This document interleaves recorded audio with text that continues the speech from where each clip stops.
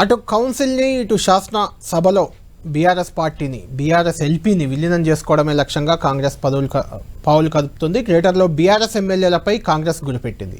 ఒక్కొక్కరిని వరుసగా పార్టీలోకి చేర్చుకునేలా కసరత్తు చేస్తుంది. ఒకరు కాదు, ఇద్దరు కాదు, ఏకంగా 9 మంది గులాబీ ఎమ్మెల్యేలు కాంగ్రెస్ వైపు చూస్తున్నట్లు ఆ పార్టీ నేతలు చెప్తున్నారు. మరి కాసేపట్లో కాంగ్రెస్ కండువా కప్పుకోనున్నారు రాజేంద్రనగర్ ఎమ్మెల్యే ప్రకాష్ గౌడ్. ఇక రేపు ఎల్లుండి కూడా మరికొన్ని జాయినింగ్స్ ఉంటాయని కాంగ్రెస్ వర్గాలు బహిరంగంగానే చెప్తున్నాయి. దమ్ముంటే ఆపుకోండి అంటూ కూడా బీఆర్ఎస్కు సవాల్ విసురుతున్నాయి. మరో 2 రోజుల్లో కాంగ్రెస్లోకి 6 బీఆర్ఎస్ ఎమ్మెల్యేలు చేరతారని ఖైరతాబాద్ ఎమ్మెల్యే దానం నాగేందర్ బహిరంగంగా ప్రకటించారు. త్వరలోనే టీఆర్ఎస్ ఎల్పీ కాంగ్రెస్లో విలీనం కానుందంటూ ఆయన జోస్యం చెప్పారు. బీఆర్ఎస్లో చివరికి మిగిలేది 4-5 ఎమ్మెల్యేలంటూ ఆయన బాంబు పేల్చారు. కాంగ్రెస్లో స్వేచ్ఛ ఉంటుందని, అందుకే బీఆర్ఎస్ ఎమ్మెల్యేలు కాంగ్రెస్లో చేరుతున్నారని చెప్పారు దానం. మరోవైపు ఫిరాయింపులపై మాట్లాడే నైతిక హక్కు బీఆర్ఎస్కు లేదన్నారు మంత్రి శ్రీధర్ బాబు. కాంగ్రెస్లోకి వస్తామంటే ఎవరైనా వద్దంటారా అని ప్రశ్నించారు. ఫిరాయింపులను ప్రోత్సహించేందుకు తాము ఒక్క అడుగు కూడా ముందుకు వేయలేదన్నారు.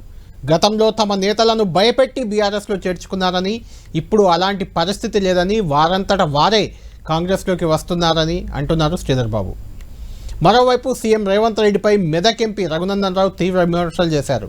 7 నెలల్లో గులాబీ రంగు 3 వర్ణాలు అయింది తప్ప పాలనలో మార్పు లేదని విమర్శించారు. రాజకీయ వ్యభిచారానికి పాల్పడుతున్న కాంగ్రెస్ బీఆర్ఎస్కి గట్టి బుద్ధి చెప్తామని ఆయన హెచ్చరించారు. పదవికి రాజీనామా చేస్తేనే ఎమ్మెల్యేలను బీజేపీలో చేర్చుకుంటామని స్పష్టం చేశామని, అందుకే తమ పార్టీలోకి రావడానికి ఎమ్మెల్యేలు సిద్ధంగా లేరని రఘునందన్ రావు అంటున్నారు. అసలు ఏం జరుగుతుంది తెలంగాణలో, ఏం జరుగుతుంది? నిజంగానే బీఆర్ఎస్ పార్టీ అటు శాసన మండలిలో ఇటు శాసన సభలో కూడా విలీనం కాబోతుందా కాంగ్రెస్ పార్టీలో? ఎందుకు బీఆర్ఎస్ ఎమ్మెల్యేలంతా కాంగ్రెస్ వైపే చూస్తున్నారు? బీజేపీ నిజంగానే రాజీనామా చేసి రమ్మంటుంది కాబట్టే వాళ్ళతో టచ్లోకి వెళ్ళిన ఎమ్మెల్యేలు కూడా మళ్ళీ కాంగ్రెస్ వైపు వెళ్తున్నారా, రాజీనామాకు భయపడుతున్నారా? అసలు తెలంగాణ రాజకీయాల్లో ఏం జరుగుతుంది అనే ఒక చర్చ జోరుగా సాగుతుంటే, మరోవైపు ఢిల్లీలో దాదాపు వారం రోజుల పాటు మకాం వేశారు కేటీఆర్, హరీష్ రావు. ఇద్దరు కవితను పరామర్శించారు. కవిత బెయిల్ కోసమే ఢిల్లీకి వెళ్ళినట్లు బహిరంగంగానే పత్రికా సమావేశాల్లో కూడా చెప్పారు. అయితే దీని వెనుక కూడా ఏదో వ్యూహం ఉంది. బీఆర్ఎస్ పార్టీనే ఏకంగా బీజేపీతో కలవబోతుందని కొందరు, విలీనం కాబోతుందని కొందరు కూడా చర్చలు మొదలుపెట్టారు. నేషనల్ మీడియాలో కూడా అక్కడక్కడ వార్తలు వస్తున్నాయి. అసలు ఏం జరుగుతుంది తెలంగాణ రాజకీయాల్లో?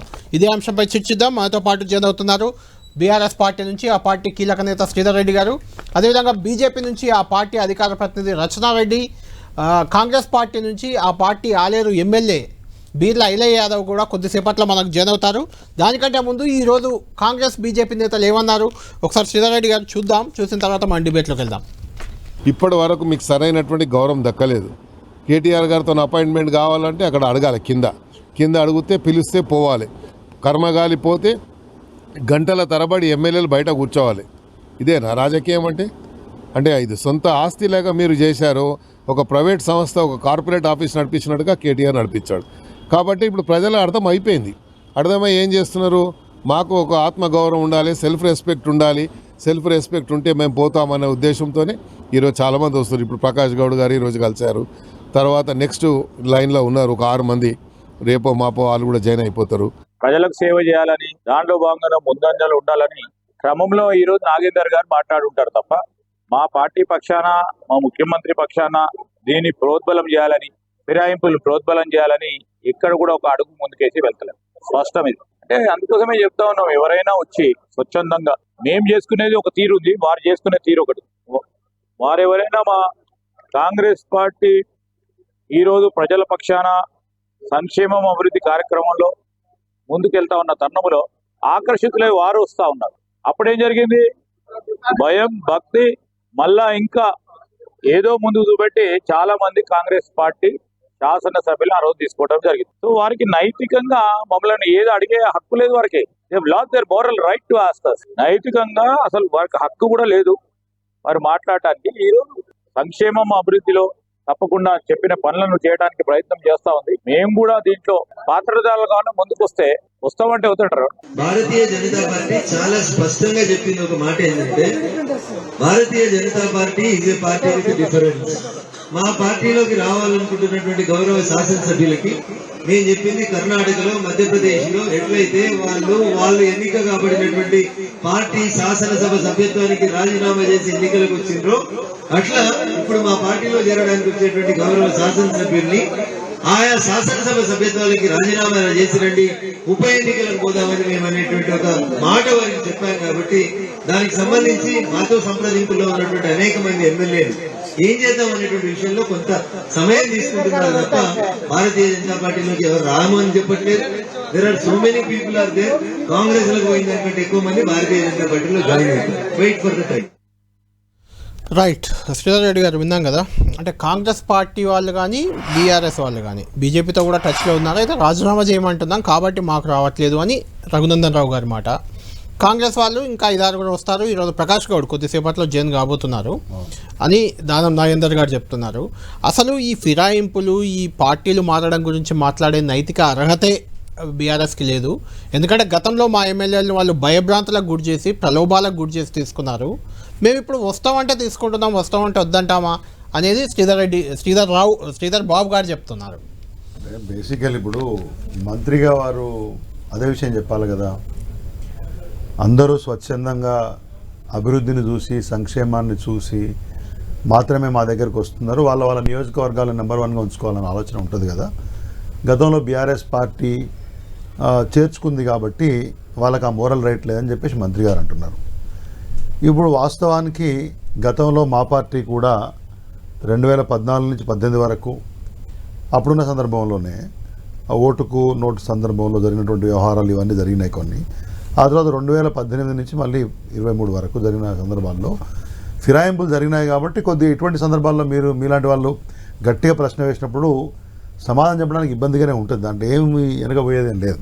ఎందుకంటే సార్ అవును కదా, మీరు కూడా చేసింది కదా అని చెప్పేసి చూసేటోళ్ళు అనుకుంటారు, అడేటోళ్ళు అనుకుంటారు. అయితే నేను చెప్పే పాయింట్ ఏంటంటే, ఇటువంటి ఫిరాయింపులు కాంగ్రెస్ పార్టీని జాతీయ స్థాయిలో కూడా దేశవ్యాప్తంగా రాష్ట్రాలలో వాళ్ళ ప్రభుత్వాలను పడగొట్టడం కానీ, వాళ్ళ పార్టీలను చేర్చడం కానీ, వాళ్ళ కీలక నేతలను కాంగ్రెస్ పార్టీ బీజేపీలో చేర్చుకోవడం కానీ, ఇవన్నీ జరిగి కాంగ్రెస్ని బలహీనం చేసే ప్రయత్నం జరిగినాయి. కాబట్టి వాళ్ళే 10th షెడ్యూల్కి మేము సవరణ చేస్తాము అని మేనిఫెస్టోలో ఎవరైనా పార్టీ మారితే ఇమీడియట్గా వాళ్ళది ఆటో టర్మినేషన్ అయిపోవాలి, డిస్క్వాలిఫికేషన్ అయిపోవాలి అనే విషయాన్ని కాంగ్రెస్ పార్టీ ప్రస్తావించింది. రేవంత్ రెడ్డి గారు ఒక అడుగు ముందుకేసి ఎవరైనా పార్టీ మారితే వాళ్ళని రాళ్లతో కొట్టాలి అని చెప్పిన సందర్భం చూసినాం. కాబట్టి దాని నుంచి ప్రశ్నించే సందర్భాన్ని ఎత్తుక్కుంటున్నాం, దాంట్లో ఏం సందేహం లేదు.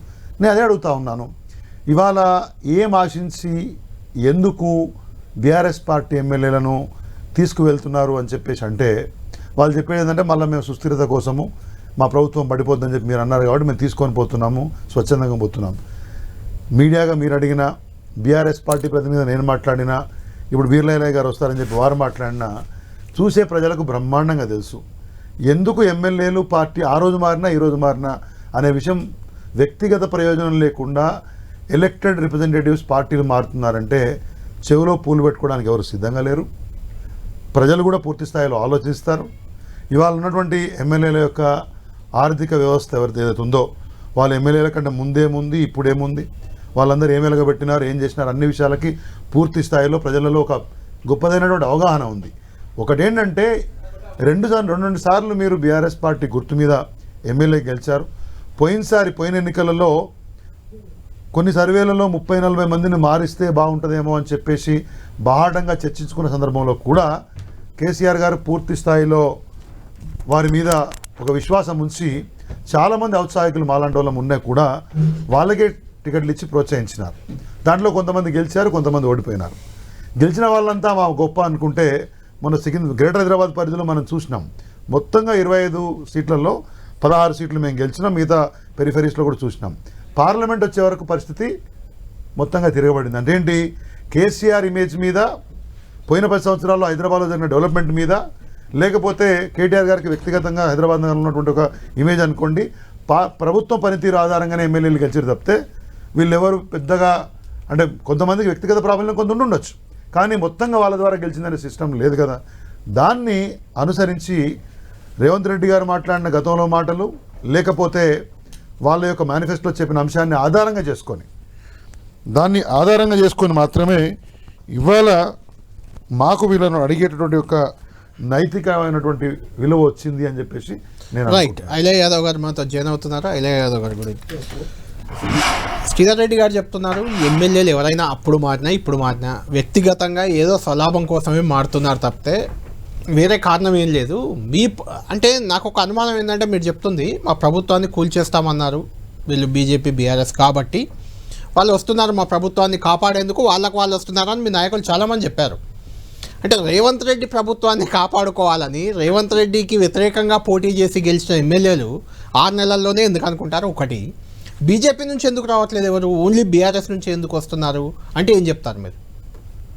ముఖ్యంగా గత 10 సంవత్సరాలుగా బీఆర్ఎస్ పాలనలో అప్పుడున్నటువంటి ఎమ్మెల్యేలకు కానీ మంత్రులకు కానీ అక్కడున్నటువంటి ప్రభుత్వం స్వేచ్ఛగా వాళ్ళకు నిర్ణయాలలో కానీ పరిపాలనలో ఏ రకంగా భాగస్వామ్యం ఇయ్యలే. మా గౌరవ ముఖ్యమంత్రి రేవంత్ రెడ్డి గెలిచిన నుంచి కూడా మేము కొత్తగా గెలిచిన ఎమ్మెల్యేలకు కూడా పిలిచి ఈ రకంగా మనం ప్రజలకు ముందు పోవాలని చెప్పి ఏ సమస్య మీదైనా అసెంబ్లీలో చర్చించి ఒక అసెంబ్లీ వేదికగా మనం ప్రజలకు ఏ నిర్ణయం చెప్పినా అసెంబ్లీ ద్వారా తెలియజేయాలని చెప్పి ఒక ప్రజాపాలన ద్వారా సంకేతాలు ఇస్తున్నారు. కాబట్టి బీఆర్ఎస్లో ఉన్నటువంటి ఎమ్మెల్యేలు కూడా ఈ ప్రజాపాలన మేము భాగస్వామ్యం కావాలి. గతంలో ఒక గడిల పాలన ఉండే, ఈ గౌరవ ముఖ్యమంత్రి అందరినీ అందుబాటులో తీసుకొని ఏ నిర్ణయం తీసుకున్నా అసెంబ్లీ వేదిక ప్రతిపక్షాలను కూడా వాళ్ళ సూచన సలహాలు తీసుకొని మేము గొలుసు మొదటి చెప్పిన ప్రతి విషయం మీద శ్వేతపత్రం ఇచ్చిపెట్టినాం. గతంలో మీరు చేసినటువంటి తప్పిదాలను ఇప్పుడు తప్పిదాలు జరగవద్దు, ఏదైనా ప్రజలకు మేలు జరగాలనే ఉద్దేశంతో ప్రతిపక్షాలను కూడా భాగస్వామ్యం చేస్తే వాళ్ళకి నచ్చింది. అక్కడ ఈ ప్రజాపాలనలో మేము ఏదైతే ఈ హామీలు ఇచ్చినామో ఒక్కొక్కటిగా అమలు చేసుకుంటూ, ముఖ్యంగా ఈ రాష్ట్రంలో మహిళలకు పెద్దపీట వేసి రైతులకు అన్ని విధాలు అందుబాటులో ఉండి, గత 10 ఏళ్ళుగా రైతులకు నానా ఇబ్బంది పెట్టి గత రాజశేఖర రెడ్డి హయాంలో గౌరవ మాజీ ముఖ్యమంత్రి రాజశేఖర రెడ్డి ఉన్నప్పుడు ఎన్నో రకాల సబ్సిడీలు ఇచ్చేది. ఇవాళ ఒక రైతు బంధు పేరు మీద అది ఓట్ల బంధుగా క్రియేట్ చేసి ఓట్ల కోసమే రైతు బంధు ఇచ్చినట్టుగా క్రియేట్ చేసి ఇలా 5 ఎకరాలు 10 ఎకరాల ఉన్న వాళ్ళకి కాదు, 100 ఎకరాలు 1000 ఎకరాల ఉన్న వాళ్ళకు కూడా కొండలకు గుట్టలకు ఇలా వ్యవసాయానికి ఆమోదయోగ్యానికి భూములకు కూడా ఇస్తుంటే అది రైతు బంధు కాదు, ఓట్ల బంధుగా అయింది. ఇప్పుడు గౌరవ ముఖ్యమంత్రి ఏమంటున్నారంటే, రైతుల నుంచి గ్రామాలలో ప్రజల నుంచి అభిప్రాయ సేకరణ తీసి మనం ఏ రకంగా ఇస్తే రైతు అదవుతాడు, రైతు పండించిన పంటకు మనం గిట్టుబాటు ధరతో పాటు సకాలంలో వడ్లుకొని వాళ్ళకి సకాలంలో మనము అకౌంట్లో డబ్బులు అనే ఉద్దేశంతో గతంలో 15 నుంచి 20 రోజులు 30 రోజులు అకౌంట్ వేయకపోతే మా గౌరవ ముఖ్యమంత్రి మొన్న 3 రోజులకే వేసిండు. అంటే రైతులకు కానీ మహిళలకు కానీ ముఖ్యంగా నిరుద్యోగులకు అన్ని విధాలు కూడా ఈ ప్రభుత్వం వెసులుబాటు ఇస్తుంది. కాబట్టి ఈ ప్రజాపాలన వచ్చి గౌరవ ముఖ్యమంత్రి పాలన వచ్చి కాంగ్రెస్ పార్టీలో జాయిన్ అవుతున్నారు. ముఖ్యంగా మీరు ఆలోచన చేయాలి, గతంలో టీఆర్ఎస్ పార్టీ ఒక్కొక్కరి మీద ఎన్నో కేసులు పెట్టి ఎన్నో రకాల ఇబ్బందులు పెట్టి వాళ్ళ నియోజకవర్గాలకు కనీసం వాళ్ళకు ప్రోటోకాల్ లేకుండా అప్పుడున్నటువంటి ప్రభుత్వం వ్యవహరించింది. ఇప్పుడు మా ప్రభుత్వం అట్లా కాదు. గౌరవ ముఖ్యమంత్రి గారు గెలిచిన ఎమ్మెల్యేలను, ప్రభుత్వంలో ఉన్న ఎమ్మెల్యేలను, ప్రతిపక్ష ఎమ్మెల్యేలను గౌరవించుకుంటూ ఇలా ముందుకు పోతున్నాం. కాబట్టి ఈ పార్టీలో స్వేచ్ఛ ఉంది, ప్రజలకు అందుబాటులో ఉంటున్నాం.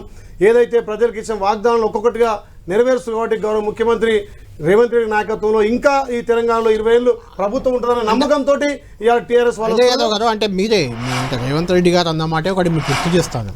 ఇట్లా పార్టీ మారే ఎమ్మెల్యేలను రాళ్లతో కొట్టాలన్నది మీకు కూడా గుర్తుండే ఉంటుంది. పోచారం శ్రీనివాసరెడ్డిని కూడా స్వయంగా దున్నపోతున్నారు.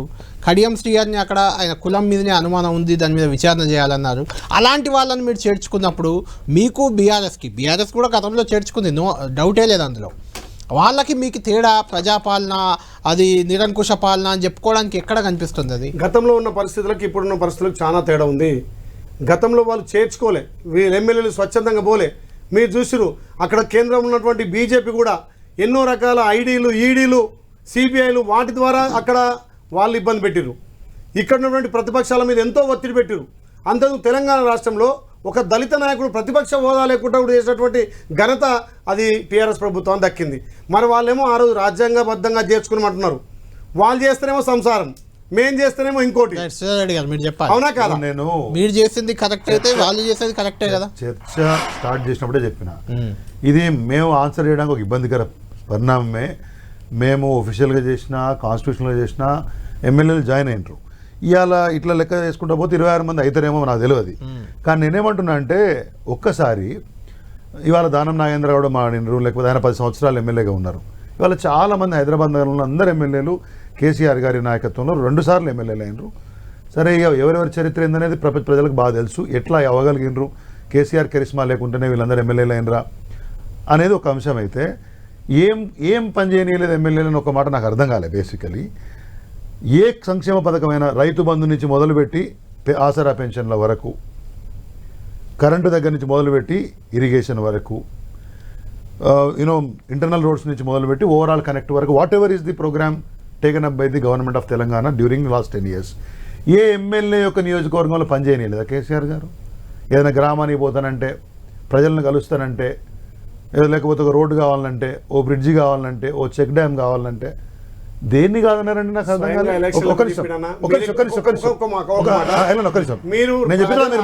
కాదు. క్యాండిడేట్ల ముఖంగా చూసేది అది వేరు.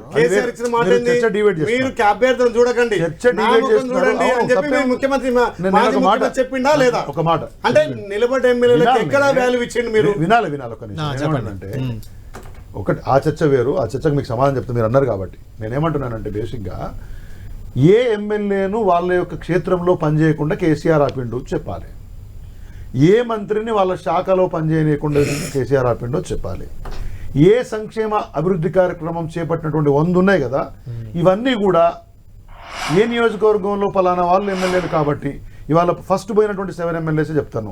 సంజయ్ కుమార్ గారు కానీ, పోచారం శ్రీనివాసరెడ్డి గారు కానీ, దానం నాగేందర్ గారు కానీ, లేకపోతే మిగతా 4 మన కృష్ణమోహన్ రెడ్డి గారు చెప్పనండి, భావన పోవాలి ప్రజలకి. ఎక్కడ ఏ కార్యక్రమం ఆపినరండి?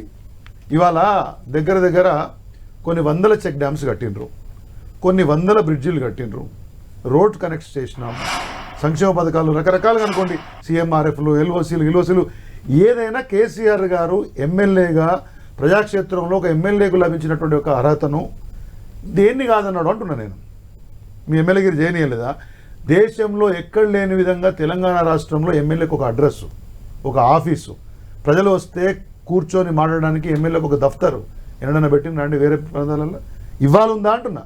ఇవాళ బీజేపీ కాంగ్రెస్ పాలిత రాష్ట్రాల్లో ఎమ్మెల్యేలకు ఆఫీసులు ఉన్నాయి. ఇవాళ బ్రహ్మాండంగా ఆలయాలు నేనేమంటున్నా అంటే, కాబట్టి ఒకటి ఎవరో, నేను చైర్మన్గా పనిచేసినండి విద్యాశాఖలో, మన ఊరు మనబడికి సంబంధించిన కార్యక్రమంలో ప్రతి జిల్లా తిరిగాను, క్షేత్రస్థాయిలో పనిచేశాను, విజిట్స్ చేసినాను. ఎన్నడూ కూడా ఈ కార్యక్రమానికి సంబంధించి top to bottom director of school education దగ్గర మొదలుపెట్టి కలెక్టర్ దగ్గర నుంచి మొదలు ముఖ్యమంత్రి దాకా ఎన్నడూ కూడా చర్చ జరగనీయకుండా ఉండేటువంటి వాతావరణ పరిస్థితులు లేకుండా, నేనేమంటే భావోద్వేగాలు, మనోభావాలు, వ్యక్తిగత గౌరవాలు, అగౌరవాలు అనేది it's a different scale altogether. ఒఫీషియల్గా మాట్లాడుకుంటే అభివృద్ధి సంక్షేమం అనే విషయాన్ని మీరు చెప్పిపోయినట్లయితే ఎమ్మెల్యేలు ఇవాళ మీ నియోజకవర్గాల్లో, రాజేంద్ర నగర్ నియోజకవర్గం మనం తీసుకోండి అనుకోండి, అభివృద్ధి సంక్షేమం గురించి ఏం చెప్పారు? ఆత్మగౌరవం గురించి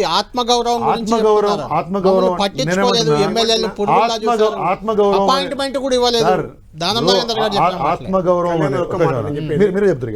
ఆత్మగౌరవం అనేది it is subjected to each individual, వ్యక్తిగత సంబంధాలని బట్టి. ఇప్పుడు బీర్లయ్య గారు తొలిసారి ఎమ్మెల్యే విప్ అయ్యిండు, ఇంకో 2-3 ఎమ్మెల్యేలు 2-3 సార్లు కూడా విప్ అయి ఉండకపోవచ్చు. వారి ఆత్మగౌరవ సమస్య ఉంటుంది. క్వశ్చన్ ఏంటంటే, అది వ్యక్తుల యొక్క వ్యవహారాలని వాటిని బట్టి ఉంటుంది. ఎండ్ ఆఫ్ ద డే వ్యక్తిగత ప్రయోజనం లేకుండా పోతున్నారని చెప్పితే అది ఆత్మవంచన, ప్రజలను మోసం చేసినట్టయితే. ఏమంటున్నా, ఇప్పుడు గౌరవ ముఖ్యమంత్రి రేవంత్ రెడ్డి గారి నాయకత్వాన ఏ నిర్ణయం తీసుకున్నా ప్రతి ఒక్క ఎమ్మెల్యే కానీ, మంత్రి కానీ, ఎమ్మెల్సీ వాళ్ళని చర్చించి ఏ రకంగా ప్రజలకు మనం ఇచ్చినటువంటి సంక్షేమ పథకాలు అందియాలనే దాంట్లో ముఖ్య భూమిక పోషిస్తారు. కాబట్టి ఇక్కడ ఎమ్మెల్యేలకు కానీ, ఎమ్మెల్సీలకు కానీ గౌరవం పెరుగుతుంది. గతంలో ఏ నిర్ణయం తీసుకున్నా నేను అనేది ఒక నియంతగా కేసీఆర్ పరిపాలన జరిగింది కాబట్టి అక్కడ స్వేచ్ఛ లేదు వాళ్ళకు. ఏ నిర్ణయం తీసుకున్నా ఇప్పుడు ఒకటే ఉంది, గతంలో రైతు బంధు అని వేసిర్రు. మీరు చూడండి, రైతు బంధు నిజమైన రైతుకు అందాలి కానీ మంత్రి మల్లారెడ్డికి అంటే వాటిలో నిర్ణయాలు ఎమ్మెల్యేలకు తీసుకోలేదు. ఒక నిమిషం, ఒకసారి వారే మాట్లాడుతారు. పోచారం శ్రీనివాసరెడ్డి గారి గురించి ముఖ్యమంత్రి గారి మాటలు మీరే అంటారు. దున్నపోతుల్లాగా, పందికొక్కుల్లాగా నియోజకవర్గం మీద పడి దోచుకుంటున్నారు సహజ వనరులను మీరు మాట్లాడుతున్నారు. మనం చూసినాం. ఇక నేనేమంటున్నా, మాట్లాడారు. రాజకీయ పోచారం గారు కూడా పరంగా కేసీఆర్ ను మించిన వందలు నాయకుడు మాట్లాడండి. లేడు అని రేవంత్ రెడ్డి ముఖ్యమంత్రి అయ్యాక కూడా అన్నారు. లేదు వందల రకాల మాటలు మాట్లాడినరు. అది సరే అది ఆయన చర్చ వేర్లేండి, చేస్తే అది ఒక్క బాగుంటుంది. నిమిషం, ఒక్క నిమిషం, మళ్ళీ మీ నేనేమంటున్నా దగ్గరికి ఒకటి, వస్తాను. ఏ పథకాలు సంక్షేమ పథకాలు ఏ మళ్ళీ నెలల్లో వస్తాను. ఎమ్మెల్యేలతో చర్చించి పెట్టారో చెప్పాలి. రైట్, మళ్ళీ వస్తాను. సరే చెప్తే ఎట్లా? వసంతరెడ్డి గారు విన్నారు కదా, కాంగ్రెస్ బీఆర్ఎస్ ఇద్దరు నాయకులు ఇక్కడ చేస్తున్న ఆర్గ్యుమెంట్ మీరు విన్నారు. ఇది ఒక కోర్టులాగే ఉంది ఇక్కడ వాతావరణం, ఎవరి ఆర్గ్యుమెంట్ వాళ్ళు చేస్తున్నారు. మీకేమనిపిస్తుంది, అసలు బీజేపీ వైపు ఎందుకు రావట్లేదు? ఈ బీఆర్ఎస్ నుంచి వెళ్తున్న ఎమ్మెల్యేలు అంతా కాంగ్రెస్ వైపు ఎందుకు వెళ్తున్నారు? ఎందుకంటే మీరు కూడా కేంద్రంలో అధికారంలో ఉన్నారు, ఇక్కడ కూడా మీరు బలంగా ఉన్నారు. రాజీనామాలు చేయమంటేనే భయపడుతున్నారా వాళ్ళు? ఇంకేమైనా కారణం ఉందా? హత్యకాముల్లోనికి ఊరంతా హత్యగా ఉన్నట్టు అంటే వీళ్ళ ఇద్దరిది, శ్రీధర్ గారిది ఇంకా ఐలయ్య గారిది మాటలు వింటే నవ్వాలనా ఏడవాలనా? అసలు మీరేమైనా చేయొచ్చు, you are at liberty to do it. రాజ్యాంగము ఏంది ఏం సంగతి? అరే మీరు మాట్లాడకండి ఒక్క నిమిషం, సార్, శ్రీధర్ రెడ్డి మీరు గారు మాట్లాడండి. చెప్పండి. అరే అప్పటి నుంచి ఇద్దరు మాట్లాడుతూనే ఉన్నారు కదా, అట్లా అనిపిస్తుంది. విడ్డూరంగా ఉంది. శ్రీధర్ రెడ్డి గారేమో అదేంది కేసీఆర్ ఏం చేయలేదు, అన్ని చేసిండు, ఇది కట్టిండు అది కట్టిండు అంటారు. అండ్ ఐలయ్య గారేమో రేవంత్ రెడ్డి పెద్ద ప్రజాస్వామ్యాన్ని పాటిస్తున్నాడు, ఇది చేస్తుండు అది చేస్తుండు అంటే అందరినీ అడిగే మీరు డిఫెక్షన్ చేయమంటారా? అంటే మీ ఎమ్మెల్సీలను ఎమ్మెల్యేలను అడిగి ముద్దుగా పద్ధతిగా కూర్చోబెట్టి మనము అతన్ని గుంజుదామా అతన్ని గుంజుదామా? అరే విడ్డూరంగా ఉంది సార్, సిగ్గుపోతుంది. ఇద్దరు ఎట్లా మాట్లాడుతారు? సిగ్గుపోతుంది సార్. It's defection. దీనికి ఏ ఎక్స్క్యూజ్ కాదు, ఏ ఎక్స్క్యూజ్ ఉండదు. చెక్ డ్యాములు కట్టు, పైసలు ఇవ్వు, రైతు బంధు ఇవ్వు, లేకపోతే ఇంకేదైనా ఫండ్ పెట్టు, నువ్వు డైరెక్ట్ డిపాజిట్ చేయు, ఏమన్నా చేయు.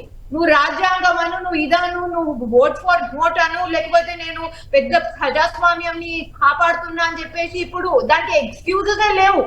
బీఆర్ఎస్ గవర్నమెంట్ అప్పుడు కావాల్సుకొని ఫుల్ మెజారిటీ ఉన్నా అసలు అవసరాలు అనవసరాలతో పనే లేదండి. నంబర్స్ గేమే కాదు ఇది. మీరు ఒకసారి ఎన్నిక అయిపోయిన తర్వాత, ఒక పార్టీ సింబల్ మీద ఎన్నిక అయిన తర్వాత, మీరు పబ్లిక్ రిప్రజెంటేటివ్ గా ఎన్నిక అయిన తర్వాత మీరు ఇంకో పార్టీకి ఫిరాయించడానికి ఎట్టి పరిస్థితిలో ఏ ఎక్సెప్షన్ లేదు.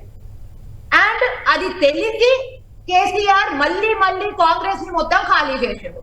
ఇప్పుడు రేవంత్ రెడ్డి పని పాట అనేది లేనే లేదా? అంటే లైక్ అడ్మినిస్ట్రేషన్ మేనేజ్మెంట్ రాష్ట్రము ఇచ్చిండ్రు, గెలిచినాం కష్టపడి, ఏమైనా చేద్దామంటే అది లేనే లేదా?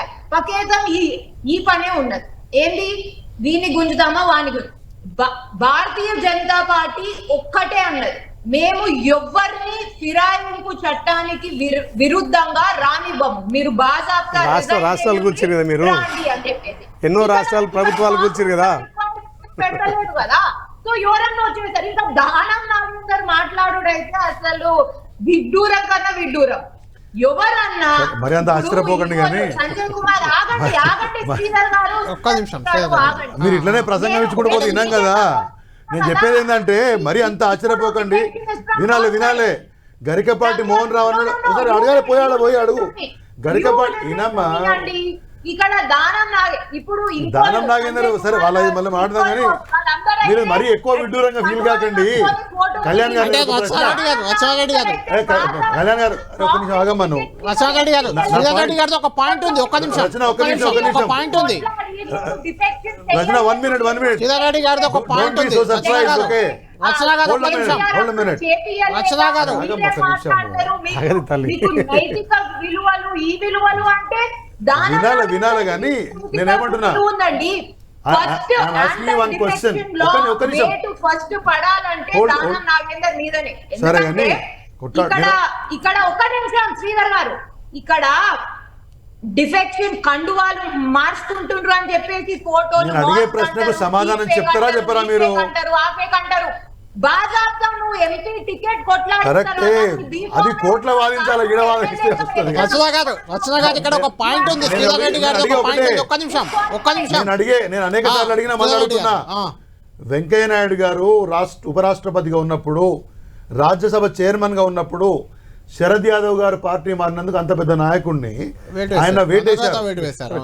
ఆయన చెప్పారు 1 has to follow అని. ఆ తర్వాత తెలంగాణ రాష్ట్రంలోనే గరికపాటి మోహన్ రావు గారిని, ఆంధ్ర రాష్ట్రంలో సీఎం రమేష్ గారిని, సుజనా చౌదరి. వైఎస్ చౌదరి గారు, సుజనా చౌదరి గారు, వీళ్ళు ముగ్గురిని రాజ్యసభ మెంబర్లు. వీళ్ళందరూ ఎలక్ట్ అయిన ఎమ్మెల్యేలు ఓట్లేస్తే రాజ్యసభ మెంబర్లు అయ్యారు కదా, మరి వాళ్ళని ఎందుకు రాజీనామా చేయమని చెప్పలే?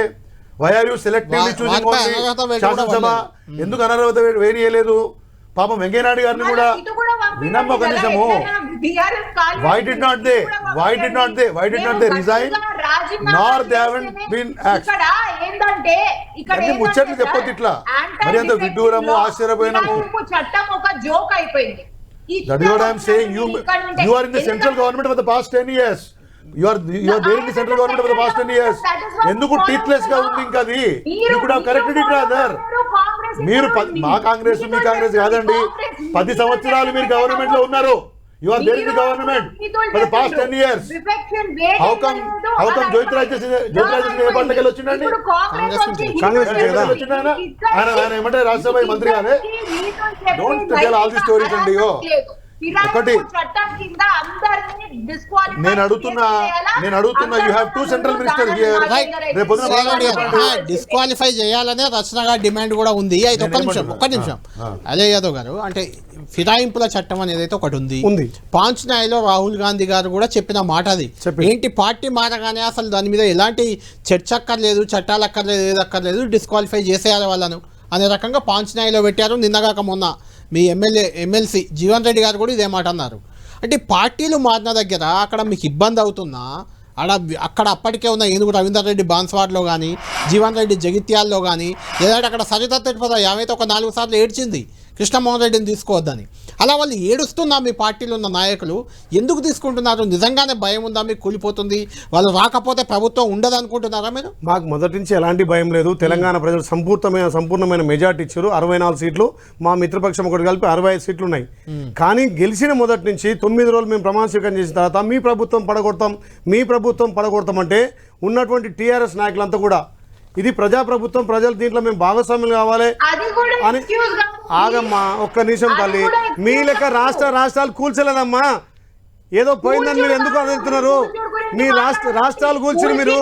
ఏమనైతే మీరు కాదు, నాయకులు లొంగపోతే ఈడీలు, సిబిఐలు దాని ద్వారా ఐటీ దాడి చేయించింది మీ ప్రభుత్వాన్ని, కేంద్ర ప్రభుత్వము. ఇలా ఎందుకు మాట్లాడాలనుకుంటున్నావు? ఫిరాయింపుల చట్టాన్ని ఫాలో అవుతున్నట్టు మీ కేంద్రం కరెక్ట్ ఉందా మరి ఫిరాయింపుల విషయంలో అన్నట్టు మాట్లాడుతున్నారు. మీ కేంద్ర ప్రభుత్వానికి ఇక్కడ ఉన్నటువంటి టీఆర్ఎస్ ప్రభుత్వం అప్పుడు మీ నల్ల చట్టాలకు, మీ రైతు వ్యతిరేక చట్టాలకు మీ వంతెన ఆడినప్పుడు ఎందుకు రాలే మీ రాజ్యాంగం? అది కాదమ్మా, మీ కేంద్ర ప్రభుత్వానికి ఇక్కడ ఉన్నటువంటి టీఆర్ఎస్ ప్రభుత్వం మీకు వందన మాడి మీ నల్ల చట్టాలకు కానీ రైతు వ్యతిరేక చట్టాలకు మీకు మద్దతు ఇచ్చినప్పుడు మీకు ఎప్పుడు అప్పుడు ఎందుకు కేసీఆర్ ప్రభుత్వం తప్పనిపేయలేదు? ఇవాళ మీరు ఎట్లా మాట్లాడుతున్నారు? విడ్డూరమని మాట్లాడుతున్నారు. మీరు రాష్ట్రాలను కూర్చున్నారు కదా, మా ప్రభుత్వానికి వచ్చే నష్టం లేదు. ఇక్కడ బీజేపీ పార్టీ కానీ టీఆర్ఎస్ కానీ కూలిపోతుంటే అక్కడ ఉన్నటువంటి ఎమ్మెల్యేలు ఇలా ప్రజాపాలన నడుస్తుంది. గౌరవ ముఖ్యమంత్రి నాయకత్వం మేము పనిచేయాలని చెప్పి చేస్తున్నారమ్మా. ఇక్కడ రాజ్యాంగ విరుద్ధంగా ఏం జరగట్లేదు. అతి త్వరలో బీఆర్ఎస్ పార్టీ కాంగ్రెస్ లో విలీనం అవుతుంది. అవునమ్మా, ఇలా హరీష్ రావు గానీ కేటీఆర్ గానీ ఢిల్లీలో ఏం చేస్తున్నారు? బీజేపీ విలీనం చేయడానికి మోదీ దగ్గర మోకరిల్లు. నువ్వు అది గుర్తుపెట్టుకో, తల్లి.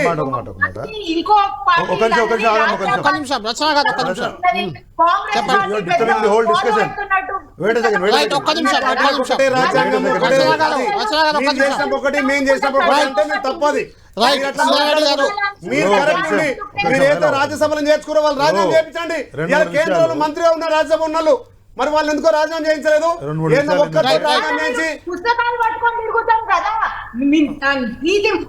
మేము కాన్స్టిట్యూషన్ కాపాడుతాం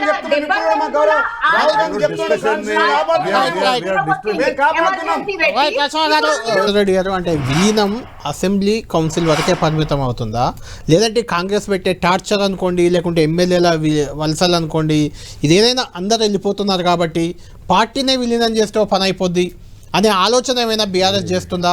అంటే ఢిల్లీలో మకాం వేసి కేటీఆర్ హరీష్ అలాంటి చర్చలు కొంత బీజేపీ నేతలతో జరిపారు అనే టాక్ కూడా ఉంది. ఇప్పుడు ఐలయ్య యాదవ్ గారు కూడా అదే అంటున్నారు. రాజకీయాలలో ఏం చేశారు చెప్పండి అంటున్నారు.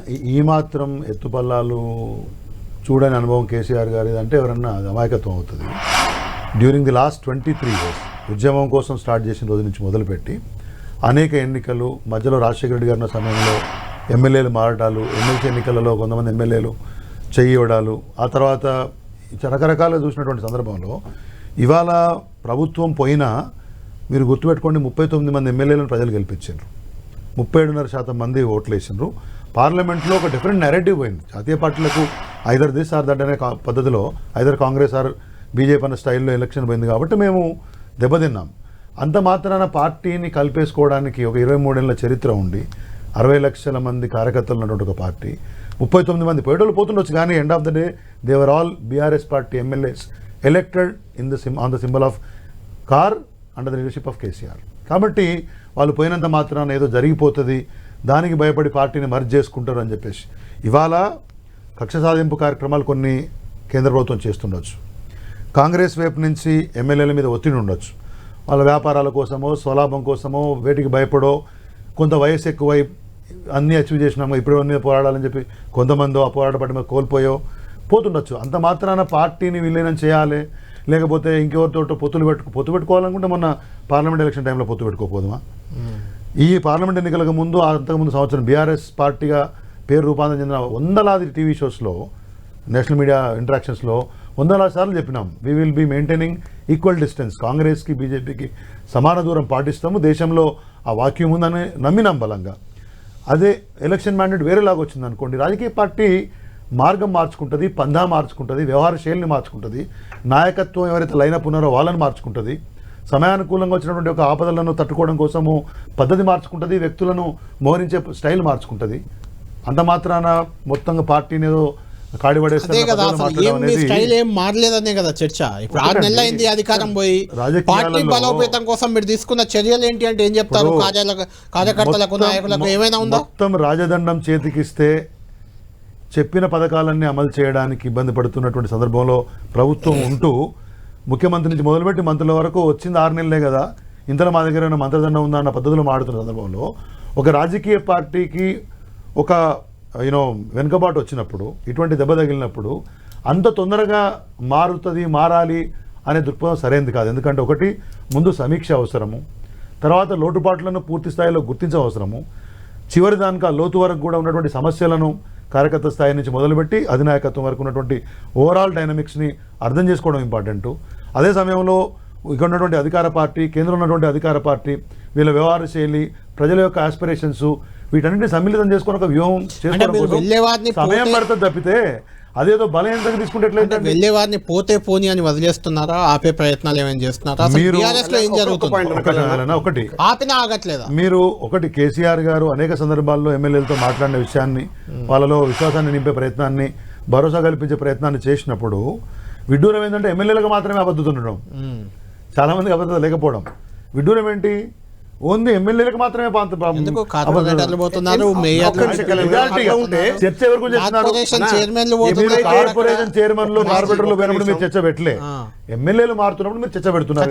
ఎమ్మెల్యే అనేది అల్టిమేట్ గా చట్టసభలో ఉన్న వ్యక్తి మనం ఊహించుకోవాలి. ఎమ్మెల్యేలు మారుతుంటే ఒక మాట, ఎప్పుడైతే అసెంబ్లీలో వీళ్ళు 39 సీట్లకు పరిమితమయ్యారో తెలంగాణలో మేము ఉనికి కోల్పోతున్నామనే ఒక అబద్ధత భావానికి వచ్చారు.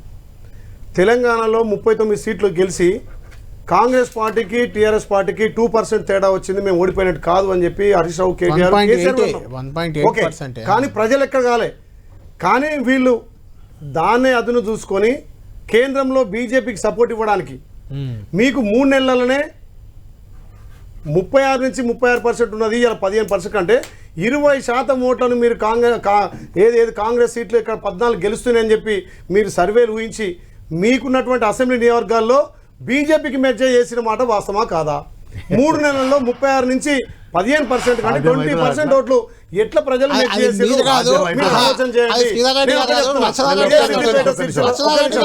హరీష్ రావు గారు ఎన్ని హరీష్ రావు గారు ఎన్ని బై ఎలక్షన్ చేయండి, ఎన్ని ఎలక్షన్ చేయండి, 50 నుంచి 1,00,000 మెజార్టీ వస్తుంది. మరి మొన్న ఆయన సొంత నియోజకవర్గంలో ఆయనకు 60,000 మెజార్టీ వస్తే పార్లమెంట్ వచ్చేసరికి 2,000 మెజార్టీ అంటే ఉన్న 50,000 ఓట్లను గుండు గుత్తగా బీజేపీ కేసిండా లేదా? అడుగుదాం. ఇవాళ మేము 14 సీట్లు గెలుస్తున్నామని చెప్పి మీరు అధికారంలోకి వస్తామని చెప్పి రాహుల్ గాంధీ గారు ప్రధానమంత్రి అవుతారని చెప్పి టీఆర్ఎస్ వాళ్ళు గుండు గుత్తగా మీ ఓటు బ్యాంకును బీజేపీ కేసింది వాస్తవమా కాదా? ఒప్పుకోవాలి. ఆ రకంగా ముఖ్యమంత్రి కేసీఆర్ బీజేపీ తోటి సంబంధాలు పెట్టుకుంది కాబట్టి ఎమ్మెల్యేలు ఎమ్మెల్సీలు అందుకే కాంగ్రెస్ పార్టీకి వాళ్ళ ఎమ్మెల్యేలు ఎమ్మెల్సీలు ఇలా వస్తున్నారు. బీజేపీ గెలవడానికి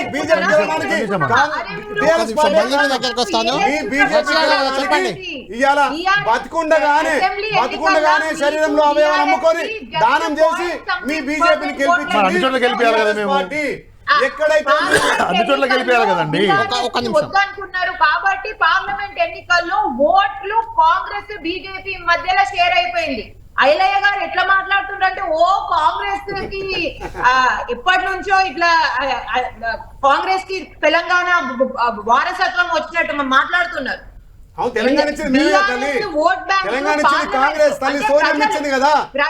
ప్రజలు బీఆర్ఎస్ ఓట్ బ్యాంక్ ని కాంగ్రెస్ బీజేపీకి షిఫ్ట్ చేసిండ్రు. అది ఈక్వల్లీ షిఫ్ట్ అయింది. ఎందుకంటే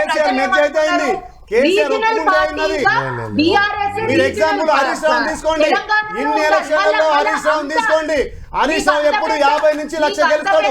మరి మొన్నెందుకు హరీష్ రావు దగ్గర డిపాజిట్ 2,000 వచ్చింది? బీజేపీని గెలిపించడానికి, అక్కడ రఘునందన్ రావును గెలిపించడానికి 4 నెలల కింద జస్ట్ 0.25 ఎంతో ఓట్ శాతం డిఫరెన్స్ ఎందుకుంటదండి? మీరు చావు తప్పి కళ్ళు హెల్లబోయి మీరు గెలిచిండ్రు అసెంబ్లీలో అంతే. ఎందుకంటే మీకు బీఆర్ఎస్ సంపూర్ణమైన మెజారిటీ 64 సీట్లు మాకు ఇచ్చారు. ఎక్కడ సాగుదప్పులు ఉండడం వల్లే ఎక్కడ కూడా కాలే. 65 సీట్లు మా మిత్రపక్షం సిపిఐ కలిపి 65 సీట్లు వచ్చినాయి. భారీ మెజారిటీ గెలిచినాం. ఎక్కడ కూడా అరవకూర కాదు. 61 ఒక్క నిమిషం అమ్మా. గౌరవ ముఖ్యమంత్రి 3 నెలల పాలనకు రెఫరెండం అన్నాడు. ఏ భారతదేశంలో ఏ ముఖ్యమంత్రి 100 రోజుల పాలనకు రెఫరెండం అన్నాడు? మా గౌరవ ముఖ్యమంత్రి రేవంత్ రెడ్డి గారు 100 రోజుల పాలనకు రెఫరెండం అన్నాడు. దానికి ఛాలెంజ్ గా 1% ఓటు శాతం ఎక్కువ తప్ప ఎక్కడ కోటు పోలే. 64 సీట్లు అసలు ఒక్క నిమిషం రచన గారు, మీరు రెఫరెండం అన్నది వాస్తవమే. అసలు 100 రోజుల్లో మీరు ఏం చేశారని రెఫరెండం అన్నది నాకు అర్థం కాలేదు, జనాలకు కూడా అర్థం కాలేదు. 6 గ్యారెంటీలో మహిళలకు ఉచిత ఆర్టీ సౌకర్యం ఇచ్చినాం. 500 తక్కువ చేయండి, ఎక్కువ చేసినవి తక్కువ. రైతులకు భరోసా కల్పించినాం. ప్రతి సభలో వాగ్దానం చేసినాం. ఆగస్టు 15 లోపు 2 లక్షల రుణమాఫీ చేసి తీర్థము. తప్పమ్మా మాట్లాడకు. ప్రజలు చూస్తే ప్రజాస్వామ్యబద్ధంగా గెలిచినటువంటి ఎమ్మెల్యేలు ప్రజాపాలన వచ్చి కాంగ్రెస్ పార్టీలో జాయిన్ అవుతున్నారు. మరి మీ బీజేపీలో ఎందుకో జాయిన్ అవుతున్నారు? మీ కేంద్రంలో మీ కేంద్రంలో మీ పార్టీ రైతు నిట్టెట్ట ముంచింది. నల్ల చట్టాలు తెచ్చింది. ఎన్ని రకాల ఇబ్బందులు ప్రతి అకౌంట్ లో 15 లక్షలు వేస్తాను. మోడీ ఏ అకౌంట్ వేసిండమ్మా? ఎంత నల్లధనం తెచ్చిండు? మీ ప్రధానమంత్రి 10 సంవత్సరాలు అధికారం నుండి జన్ధన్ ఖాతా దందాన్ వేస్తాడు. ఏడేసిన తల్లి మాట్లాడుతున్నావు నువ్వు? ఏడేసి ఏ అకౌంట్ వేసిండు? అకౌంట్ లో ఎన్ని లక్షలు పడ్డాయి తల్లి? ఇట్లా మాట్లాడితే కరెక్ట్ కాదమ్మా. జరగడం లేదు. ఇట్లా మాట్లాడితే అసెంబ్లీలో ఇట్లా సావు తప్పి కళ్ళు కొట్టబోయినట్టు అది నువ్వు మాడితే ఎట్లా? 7 సీట్లు వచ్చిన 8 సీట్లు 65 సీట్లు వచ్చిన మాకు చావు తప్పింది. మీకు 8 సీట్లు వస్తే మీకు ప్రజాస్వామ్యం గెలిచినమా? 8 సీట్లు మీకు వచ్చినట్ట. 2019లో మీరు పట్టున తన దగ్గరతో మూడు పార్లమెంట్లు గెలిచిండు. ఈసారి కేసీఆర్ మీద విశ్వాసం ఉంది గెలిచిండు. మీరు గెలిచినప్పుడు మీరు ఎన్ని గెలిచిన బీజేపీ ఎట్లా మాట్లాడుతున్నారు? అప్పుడు కేసీఆర్ మీద విశ్వాసం ఉంది గెలిచింది. ఇప్పుడు మా కాంగ్రెస్ పార్టీ వచ్చింది. కాంగ్రెస్ పార్టీ నమ్మకం వచ్చింది. ఒక్క నిమిషం మా తల్లి సోనియా ఒక్క నిమిషం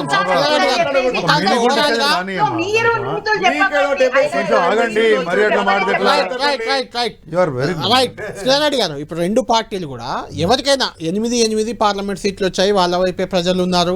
సరే బీజేపీ కాంగ్రెస్, మీ పరిస్థితి ఏంటి? ఎందుకంటే 10 ఏళ్ళు తెలంగాణ పాలించారు. అంతకుముందు 10-14 ఏళ్ళు ఉద్యమం చేశారు. అసలు టీఆర్ఎస్ అంటే ఒక తిరుగులేని రాజకీయ శక్తిగా ఉండేది. అటువంటిది బీఆర్ఎస్గా పేరు మార్చుకొని ఇంత బలహీన పడిపోయింది అంటే మీరేమంటారు? ఇప్పుడు బలహీనమై పడిపోవడానికి ఒక పార్లమెంట్లో సీట్లలో మొత్తానికి ఏం రాకపోవడానికి పార్లమెంట్ లో ఓడిపోయారు. ఎమ్మెల్సీ మీ సిట్టింగ్ ఎమ్మెల్సీ నల్గొండలోనే ఎమ్మెల్సీ కూడా ఓడిపోయారు. అసెంబ్లీలో ఓడిపోతే ప్రజా తీర్పు గమనించండి మీరు. దే ఓన్లీ సింపుల్ మెజారిటీ, 3 సీట్ల మెజారిటీ.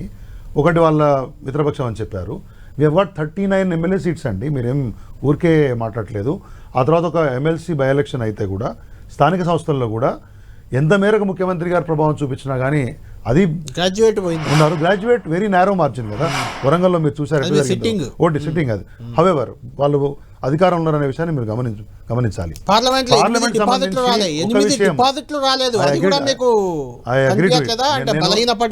నేనేమంటున్నా, ఖచ్చితంగా పార్లమెంట్లో మాకు మేము ఊహించని దెబ్బ తాకినమాట వాస్తవం. అయితే ఒక నెరేటివ్ బిల్డ్ చేయడంలో ఇవి జాతీయ ఎలక్షన్స్, ప్రధానమంత్రిని ఎన్నుకునే ఎలక్షన్స్ కాబట్టి బీఆర్ఎస్ స్థానం దీంట్లో లేదనే విషయాన్ని ఇటు బీజేపీ అటు కాంగ్రెస్ బలంగా చెప్పారు. దాన్ని ప్రజలు నమ్మినట్టు కనబడింది. కానీ మేము చెప్పినటువంటి వాదనను పూర్తి స్థాయిలో విశ్వసించలేదు. దానికి తోడు మాకు అధికారం లేకపోవడం అనే విషయం కూడా తోడైందనే విషయాన్ని నేను చెప్తా ఉన్నాను. ఎక్కడ కూడా వాస్తవాలని ఒప్పుకోవడంలో వెనుక పోయేది లేదు. దాన్ని ఏదో బలహీనతని దాన్ని తప్పుగా భావించే అవసరం లేదు. మమ్మల్ని మీరు సమర్థించుకోవడానికి జాతీయ స్థాయి ఎన్నికలు మమ్మల్ని పట్టించుకోలేదు, మమ్మల్ని ప్రజలు పట్టించుకోలేదు అని చెప్పుకుంటున్నారు. అయితే గత రెండు సార్లు కూడా, గతంలో 14 కానీ 19 కానీ అప్పుడు కూడా జాతీయ స్థాయి ఎన్నికలే. అప్పుడు కాంగ్రెస్ బీజేపీ ఉంది. అప్పుడు మీకు 11 ఒకసారి వచ్చాయి, 9 ఒకసారి వచ్చాయి. ఆ 2 సార్లు కూడా పార్టీ అధికారంలో ఉంది. అధికారంలో మీరు 2014 జరిగినాయి. అప్పుడున్నటువంటి పరిస్థితులలో పార్టీకి అధికారం ఇచ్చే పరిస్థితుల్లోనే ప్రజలు ఉన్నారు కదా. ఆలోచన విధానం బీఆర్ఎస్ పార్టీ మీద బాధ్యత ఉంచాలి, కేంద్రంలో మన యొక్క వాదన బలంగా ఉండాలనే విషయాన్ని, కేంద్రంలో మన యొక్క వాదనను బలంగా వినిపించగలిగేది బీఆర్ఎస్ అనే 2 సార్లు నమ్మట్లేదా? ఈసారి ఎలక్షన్స్ లో ఒకవైపు రామాలయం జాతీయ పార్టీ అన్నారు, జాతీయ సమస్యలు అన్నారు, తెలంగాణను వదిలేశారు, అందుకే నమ్మట్లేదా? తెలంగాణను వదిలేయడం కాదండి, బీజేపీ అబ్సల్యూట్లీ నో. ఆ ప్రచారం అసెంబ్లీ ఓట్లకు మొన్న జరిగిన శాతం చూస్తే 36 నుంచి 20% మైనార్టీ ఓట్ల కోసము, ఒక వర్గం ఓట్ల కోసము మీరు పదే చేసినటువంటి ప్రచారం ఈసారి ప్రజలు నమ్మిరు అన్నమాట వాస్తవం. కానీ మైనార్టీ వర్గాల కోసం బీఆర్ఎస్ పార్టీ పోయిన 10 సంవత్సరాలు ఏం చేసిందో మనం చూసినాం. నేనేమంటున్నా, 1 మేము అధికారం కోల్పోవడము, 2 కాంగ్రెస్ పార్టీ అధికారంలో ఉండడము, 3 ఉత్తర దక్షిణ తెలంగాణలో ఎమ్మెల్యేలు వాళ్ళకే ఉండడము, సిటీలో భారతీయ జనతా పార్టీ ఈ రామాలయం అనుకోండి, నరేంద్ర మోదీ యొక్క నాయకత్వం అనుకోండి, ఈ అన్ని విషయాలను చూసి గెలిచారు తప్పితే బీఆర్ఎస్ పార్టీ ఈ 2 నేరేటివ్స్ని పూర్తి స్థాయిలో ఎదుర్కోవడంలో కొంతమేరకు విఫలమైన మాత్రం వాస్తవం. విఫలమయ్యాం కాబట్టి సీట్లు రాలేదు, దాంట్లో ఏం భయపడేది. వాట్ నెక్స్ట్ అంటే ఏం చెప్తారు? మీ పార్టీలో మిగిలేది ఎవరు? లోకల్ బాడీ ఎన్నికల్లో మీరు బలోపేతంగా ఎవరు మిగిలినా మిగలకున్నా అధినాయకత్వం కేసీఆర్ గారు అనేక సార్లు ఏం చెప్పినారు, నేను ఇప్పుడు కూడా చెప్తున్నాను పార్టీ రిప్రజెంటేటివ్గా, party is not MLAs. Legislative పార్టీలో ఎమ్మెల్యేలు ఎమ్మెల్సీలు ఉంటారు, పార్లమెంటరీ పార్టీలో ఎంపీలు ఉంటారు, శాసనసభలో ప్రజల వైపు నుంచి పార్టీని రిప్రజెంట్ చేస్తారు. ప్రజాబాహుల్యంలోకి పోయినప్పుడు నేను వేరే ఎగ్జాంపులే మాట్లాడతలేను. మీ ఎమ్మెల్యేలే మా దగ్గర జాయిన్ అయినరు, 5 కొట్టాడినరు కదా, ప్రజలు మిమ్మల్ని విశ్వసించారు కదా. కాబట్టి ఇవాళ ఒక్క ఎమ్మెల్యేలు పోయినంత మాత్రాన ప్రజలు పూర్తిగా ఓ పార్టీని పక్కకు నెట్టేశారని అనుకుంటే, లేదా ఆ ఎమ్మెల్యేలే మహానుభావులని అనుకుంటే అది ఉత్తముచ్చట. ఆ ఎమ్మెల్యేలకు అవకాశం వచ్చింది, మిగతా వాళ్ళకి రాలేదు. ప్రజల కోసం పనిచేయడం కోసం అన్ని రకాల వేదికలను వాడుకుంటున్నాం. ఇవాళ మీ దగ్గర నుంచి మాట్లాడుతున్నాను నేను ఇక్కడ, ఈ భావన ప్రజలకు పోవట్లేదా? అదే అడుగుతున్నాం మిమ్మల్ని. మొన్నటి వరకు మీరు బీఆర్ఎస్ చేసింది తప్పు అన్నారు, మీ ఎమ్మెల్యేలను లాక్కున్నారన్నారు. ఆ ఎమ్మెల్యేలు అందులోకి పోయి వాళ్ళు బలోపేతం అయ్యారు, మీరు బలహీనపడ్డారు. అల్టిమేట్గా మళ్ళీ మీకు అధికారం వచ్చింది, వాళ్ళంతా వెళ్ళిపోయినా ఇప్పుడు మీరు అదే పని చేస్తున్నారు. రేపు అదే మీకు బలహీనతగా మారొచ్చు కదా. ఆ దిశగా మేము పయనించట్లేదు. పదే టీఆర్ఎస్ కానీ బీజేపీ కానీ మీ ప్రభుత్వం కూలిపోతుంటే ప్రతిపక్షం ఉన్నటువంటి ఎమ్మెల్యేలు కూడా కొంత అభద్రతా భావం ఏర్పడి ఈ రకం కాదు, మేము అక్కడ ప్రజాక్షేత్రంలో మేము ప్రభుత్వంలో మేము కూడా ఉండాలనే ఉద్దేశంతో వస్తున్నారు. ముఖ్యంగా తెలంగాణలో కేసీఆర్ ఎప్పుడైతే 2014 కానీ 2018లో అధికారం రావడానికి కారణం ఏంటంటే తెలంగాణ సెంటిమెంట్. ఇలా గౌరవ మాజీ మంత్రులు మాట్లాడుతున్నారు, వినోద్ గారు మాట్లాడుతున్నారు, వాళ్ళ మాజీ మంత్రి శ్రీనివాస్ గౌడ్ మాట్లాడుతున్నారు. కేసీఆర్ ఏంటంటే 2 సార్లు కూడా తెలంగాణ సెంటిమెంట్నే గెలిచిండు. ఎప్పుడైతే కేసీఆర్ తెలంగాణ సెంటిమెంట్ను తెలంగాణ పేగుబంధాన్ని తెంచుకున్నాడో బీఆర్ఎస్గా మార్చిండో అప్పుడే తెలంగాణ ప్రజలు పార్టీని విస్మరించరు. మీరు ఆలోచన చేయాలి. ఇవాళ తెలంగాణ సంపదను ఈ 10 సంవత్సరాలుగా దోచుకొని భారతదేశం ఉన్నటువంటి మిగతా రాష్ట్రాలలో ఈ తెలంగాణ సంపదను వెజ్జల్లి అక్కడ ఎంపీలు గెలవాలని భారతదేశంలో ప్రధాని కావాలనే ఒక దురాలోచనతోటి కేసీఆర్ వ్యవహరిస్తే ఇవాళ తెలంగాణ ఆత్మగౌరవం తెలంగాణ పేరు మీద ఉన్నటువంటి అంటే ఈ చేరికలు అనేవి అసెంబ్లీలో కానీ కౌన్సిల్లో కానీ విలీనం వరకు కంటిన్యూ అవుతాయా? విలీనం చేసుకోవడం ఖాయం? 100% విలీనం కావడం ఖాయం. రెండిట్లో విలీనం కావడం ఖాయం. టీఆర్ఎస్ పార్టీ బీజేపీలో విలీనం కావడం ఖాయం. ఇవాళ మీరు చూడండి, ఇంకో గంట సేపట్లో మీకు వార్త వస్తుంది. అక్కడ హరీష్ రావు గారు, కేటీఆర్ గారు అక్కడ ఒప్పందం చేసుకున్నారు. వాళ్ళ చెల్లెకు బెయిల్ మాట్లాడుకున్నారు.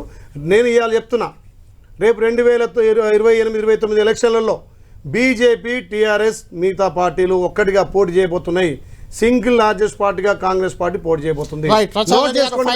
కంక్లూడ్ చేయండి. బీజేపీ బీఆర్ఎస్ మధ్య పొత్తు చర్చలు కానీ విలీన చర్చలు కానీ జరుగుతున్నాయా? కవిత బెయిల్కి ఈ విలీనానికి కానీ పొత్తులకు కానీ లింక్ ఉందా? ఐలయ్య యాదవ్ గారు అంటున్నారు అన్నమాట. నేను ఐలయ్య యాదవ్ గారి అబ్సల్యూట్లీ హిస్టారికల్ హిస్ట్రియానిక్ థాట్స్ కి నేను అసలు దానికి రియాక్టే కావద్దని అనుకుంటున్నా. ఎందుకంటే ఆయన ఇష్టం వచ్చింది మాట్లాడేసాను. కానీ ఇక్కడ మీకు షార్ట్ గా మీ టైం కూడా అయిపోతుంది కాబట్టి ఇక్కడ బీఆర్ఎస్ మొన్న కేసీఆర్ తప్పు, ఇవాళ రేవంత్ రెడ్డి తప్పు. దానికి ఎటువంటి సంజాయిషి, నేను చెక్ డ్యాంలు కట్టినా, నేను ఇరిగేషన్ ప్రాజెక్టులు కట్టినా, నేను సంవిధానాన్ని రాజ్యాంగాన్ని అన్నిటిని కాపాడుతున్నా, ఏవి ఎక్స్క్యూజ్ కాదు. ఎవరిలో విలీనం అయితలేరు. పార్టీలు విలీనం అవుడు, దట్స్ నాట్ అన్కాన్స్టిట్యూషనల్. కానీ బాజాప్తాగా సిగ్గు లేకుండా అదేంది యాంటీ డిఫెక్షన్ లాని, ఫిరాయింపు చట్టాన్ని చూస్తుండగా వైలేట్ చేయడం, దట్ ఈస్ రాంగ్.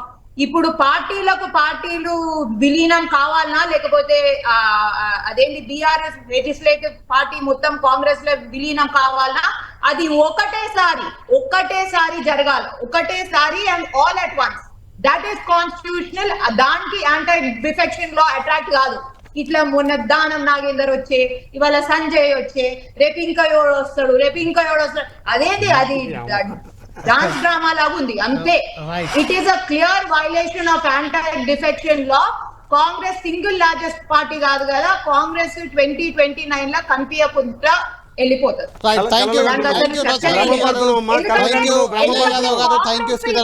మొత్తానికి కాంగ్రెస్ పార్టీ చేస్తున్న వ్యవహారం అంతా కూడా యాంటీ డిఫెక్షన్ కిందకి వస్తుందని అడ్వకేట్ కూడా వసంతరెడ్డి గారు చెప్తున్నారు. మొత్తానికి చూడాలి, బీఆర్ఎస్ బీజేపీలో విలీనం అవుతుందా, లేకుంటే కాంగ్రెస్ ఎల్పీని మొత్తాన్ని విలీనం చేసుకోబోతుందా, బీఆర్ఎస్ ఎల్పీ మొత్తాన్ని అనేది మనం వేచి చూడాలి. ఇది తెలంగాణలో జరుగుతున్న రాజకీయంపై ప్రైమ్ టైం డిబేట్.